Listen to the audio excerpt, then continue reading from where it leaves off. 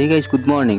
ৰাতিপুৱাৰে বাইদেউহঁত ওলালে ঘৰলৈ যাব আৰু সিহঁতৰ লগতে ময়ো গৈ আছো কৌশিকহঁতৰ ঘৰলৈকে, কাৰণ মোৰ গাড়ীখন বেটাৰীটো কিবা বেয়া হৈছে, সেইটোৰ কাৰণে মোৰ গাড়ীখন নাই। সেইকাৰণে সিয়াৰ গাড়ীখন লৈ মই মন্দিৰলৈ গৈ আছো, যিহেতু আজি মংগলবাৰ। মন্দিৰ আহি পাই হাতত ধূপ কাঠি লৈ গৈ আছো সেৱা কৰিব, আৰু বেকগ্ৰাউণ্ডত ধুনীয়া মিউজিক বাজি আছে।